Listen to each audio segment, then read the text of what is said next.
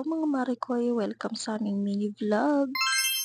Maaga nga palang nagising tong si Baby Elise at buti na lang napatulog ko nga siya ulit. At habang tulog nga siya, ito nga ako at for the video lang.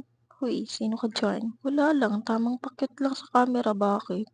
Charing. Ito nga siya, o diba napakasarap ng kanyang tulog. Paano ba naman mga mari ko, yung aga-agang nagising. Kaya ayan, hinayaan ko na nga munang matulog ulit. At fast forward, mga tanghali na nga pala no mga oras na to. At grabe, parang binagyo na naman tong bahay kasi naman nagkalat na naman tong batang to. Ang pagkakaalam ko, isa pa lang ang anak ko, pero katumbas na nga niya ay 5 bata. Ay, grabe ba?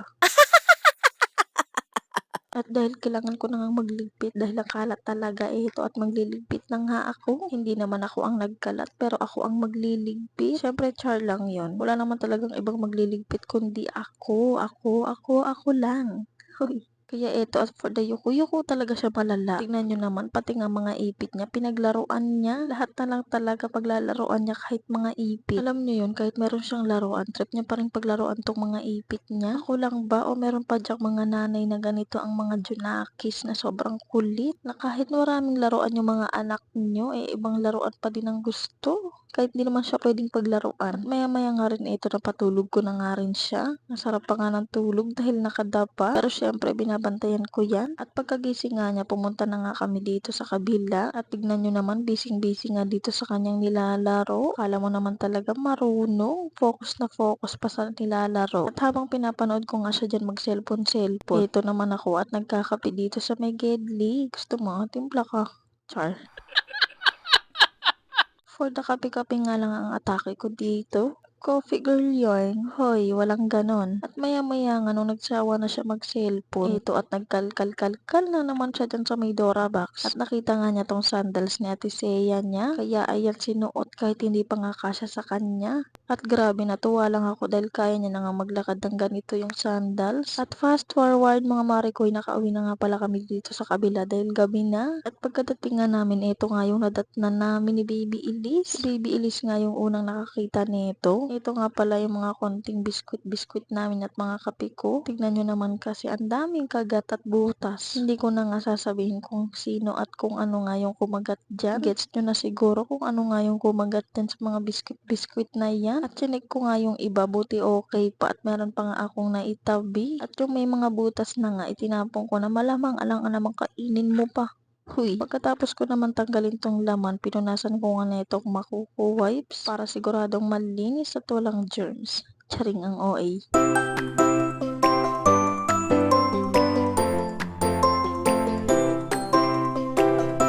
Ito naman nga yung sinunod ko, mga damit ni Baby Elise. Tinupi ko nga ng maayos kasi naman napakasikip na nga niyang tignan. At habang ako nga ay bisibisihan dito, ito ring bata bisibisihan sa panunood. Iaayos ko nga ng tupi ito kasi naman ang gulo-gulo na. Wala rin kasi akong magawa at hindi pa nga ako inaantok. Dahil maaga pa nga ng mga oras na yan. Kaya ito at magtutupi na lang ako ng mga damit ng aking junakis.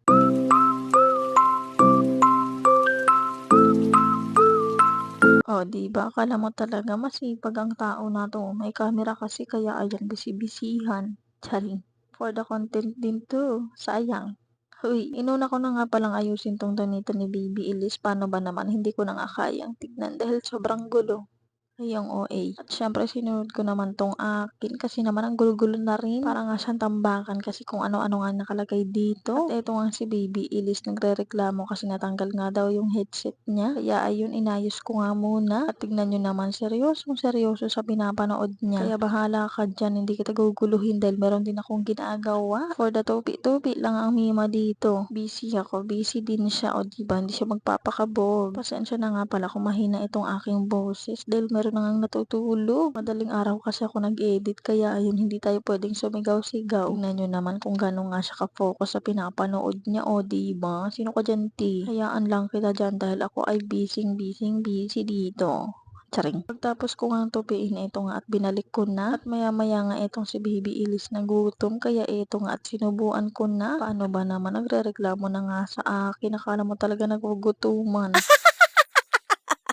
At Pagtapos nga niyang kumain sabi ko wag mo na siyang hihiga at umupo nga lang siya at buti naman sinunod ako. O 'di ba nakaupo lang talaga siya diyan at habang nagpapahinga nga siya dahil bagong kain nga siya, ito naman ang mima niyo for the video nga lang at natatawa pa. Ano ba naman kasing hindi matatawa, tignan niyo naman napakakintab. Kahit hindi ko na sabihin kitang-kita naman sa video kung ano yung makintab.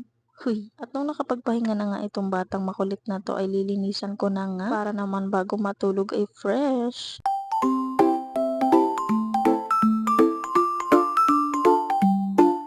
Pagtapos ko naman nga siyang linisan at bihisan, ito nga at tatanggalin ko naman ang tali niya para naman all goods na bago matulog. Buti na nga lang hindi na nga siya nagrereklamo kapag ginagawa ko 'to. Minsan kasi ayaw niya magpatanggal ng ipit. Dahil tapos ko na nga siyang linisan, bihisan at tanggalan ng ipit, ito nga at for the dede naman siya. O 'di ba habang dumidede nagse-cellphone pa rin. For the cellphone lang ang atake ng batang ito habang dumidede.